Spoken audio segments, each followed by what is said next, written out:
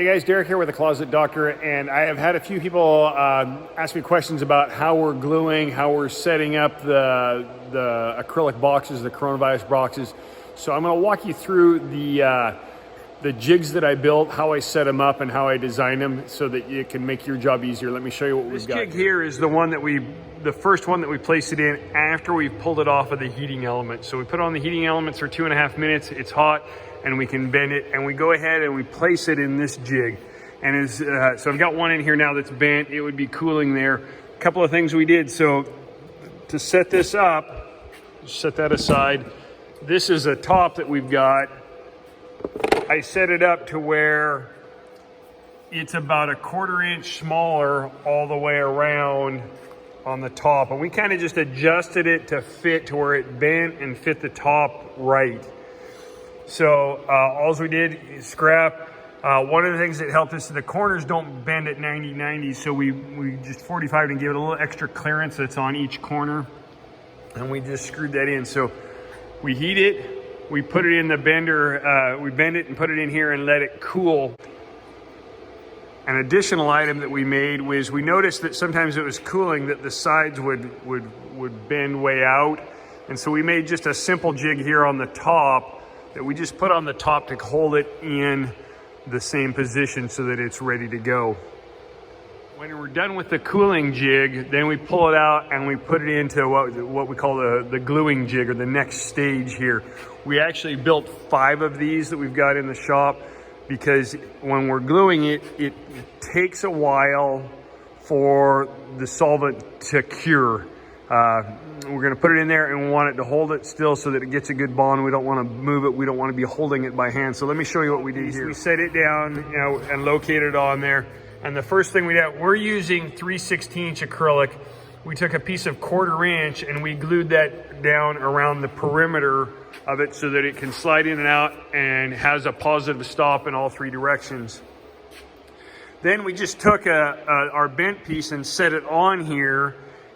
And we took another piece of material and we just used 2P10 super glue, and we just put an overlap on it so that you can see here that the acrylic slides past it, and so that holds it off the edge about 1/4 inch. So we can take it out of the cooling jig over here. Pull this over. Take it out of the cooling jig, and it drops into place. And now it's ready to be glued in place. Okay, for adhering the acrylic, the pieces together, you're going to need the solvent material, and it's a very thin, it's water-like liquid that's in there, and it utilizes this applicator that has a hypodermic needle on the end. So you get that in place, and is how this stuff works is it's not necessarily a glue or an adhesive. It actually melts the 2 pieces of acrylic and softens them, and so that they'll actually bond together and become one piece. So first off, you need your edges really clean and flat and smooth that you're going onto. You don't want to have any dips. If you're cutting it on a table saw or something like that, you want to make sure that that's smooth all the way down there so that you get a nice flat surface to bonding.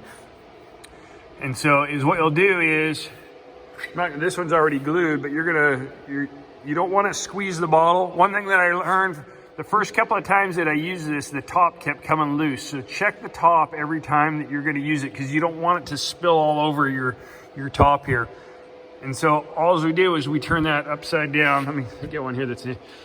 Turn it upside down, and I just go down it right here, and you'll be able to watch it.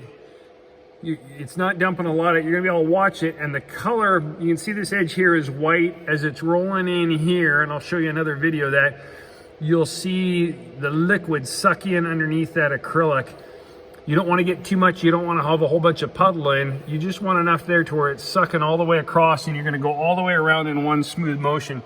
Be careful as you're pulling it off. Like I say, you don't want to drip it on this area, because it will change the optics on it and stain it or melt. Last thing you're going to need to do when you're done with this, after you've glued it, let it cure and everything, is you're going to flame polish the edges. You don't have to. They come off the CNC pretty nice, but the edges are fairly sharp. In my earlier video, I showed you this small butane torch that's got a little guide on it, and it's got a small little torch there. This works good. The issue that we found with it is it's not really an issue, but it's a very small and pinpoint flame, and so it actually it doesn't produce enough heat to get the job done in a fast enough time. It works good, but it's just not. It just takes a while to get things going. So we went ahead and switched after some YouTube stuff. I'm using the MAP gas on it now, and it's the great thing with the MAP gas is it's very hot and it does a really good job in a quick amount of time. The downside is it's very hot and puts out a lot of heat, and you can, if you're not careful with it, you can easily catch it on fire.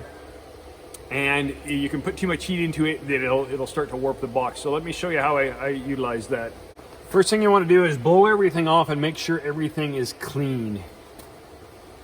If I have any excess acrylic dust on there or anything like that, is it'll create unevenness and kind of make it a mess. So you want to get if you're buying one of these, you want to get one that is just a pull to go. Pull the trigger, goes on and off. And so is how I'm holding it. I'm trying to keep the heat. I've got it upside down, so as I'm coming up here, that it's not collecting heat on the top and melting anything. And I'm just going to start at the bottom. I've got it poured at about a 45, so the heat's kind of preheating as it goes. And I'm holding it about an inch away. And it is what you're looking for. It's white. The edge is white now. You're going to see it. It's going to start to get kind of sweaty, and then it'll go to kind of a liquid look. And the key is you want to make sure that you're not getting any orange flame off of it. I've noticed when you have orange flame, that's the precursor to the edge lighting on fire. When it lights on fire, it'll turn black, bubble all up, and won't look as good. So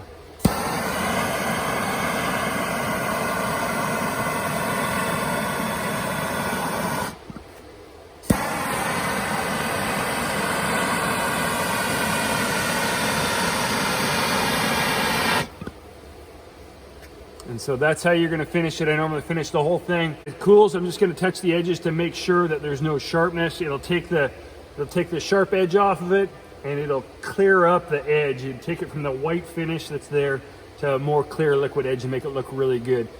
It takes a little time. Like I said, be careful. You know, you stay here too long, this will get hot and it'll melt and disform on you.